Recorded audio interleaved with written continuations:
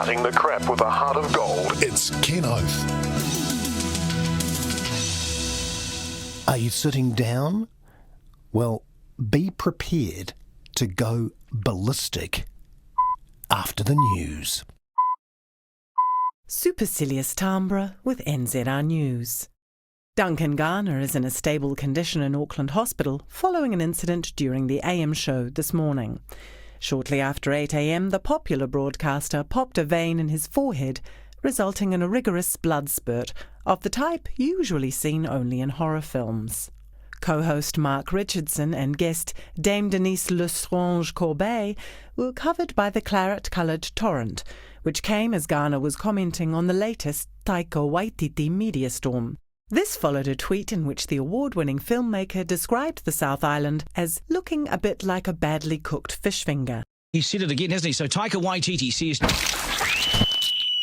Richardson reacted by making an AIDS joke before bursting into tears, while Dame Denise took the opportunity to plug her new Tall Poppy Syndrome t-shirt range, seemingly unaware that blood was dripping down her face. To the United States now, where after threatening to take action for several months, US President Donald Trump has finally pulled out of Stormy Daniels. Washington correspondent Simon Fatuous reports. There has been enough suffering. Let it end now. Looking dishevelled and flush in the Oval Office, the President announced the withdrawal, ending months of speculation surrounding his alleged affair with the 39-year-old actress. Mr. Trump was quick to assert that the pullout was in no way an admission he had an intimate contact with Ms. Daniels, whose real name is not as good as her porn name. The President later blamed the media for the scandal, tweeting, "This is a Stormy in a D-cup, fake news, fake boobs. Sad." Simon Fatuous in Washington for NZR News. Recapping the main stories, gender neutrality activists call for Taika Waititi's film Boy to be retitled Unique Person. David Seymour to form the Dance Party after his Dancing with the Stars votes outnumber his ACT Party votes by 100 to 1. And Don Brash announced his diagnosis of early onset dementia in fluent te reo. And that's the news. As I was saying before the news, something wicked this way comes. I got a note from an ex-teacher. Terrifying note. Worried about what's happening to schools at the moment. This is why teachers are leaving in droves. This is what he wrote.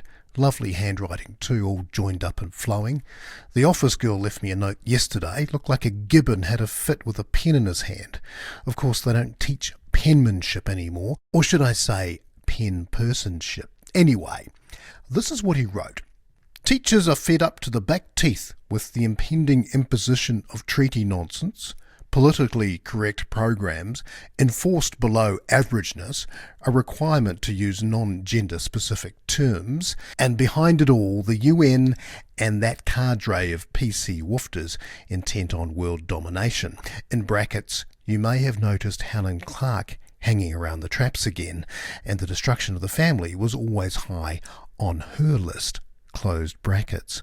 This from the horse's mouth, from a teacher I respect, from a very good school in a sought-after real estate zone, not one of the criminal breeding grounds. Now, while all this is happening, old mate Jim Bolger, never mind Mr. Watiti being a traitor, Jim Bolger, for God's sake, he's working for them with this union-loving working group nonsense.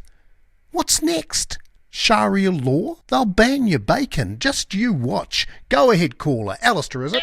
Now listen, Ken, we had a Muslim neighbour. He was a lovely bloke. He came over just as we were about to tuck into a bacon and egg pie. And I said, "Would you like a slice of pie, Abdul?" And he muttered something and sat down and tucked right in and didn't bat an eyelid. He polished it off. "It wasn't bacon, Alistair. Hang on. Chicken and leek." "What's that, Mum?" "It wasn't a bacon pie. Remember? It was chicken." "Oh, that's right. I remember doing the noise to explain what it was to him, and the sounds of the acting. Go ahead, caller.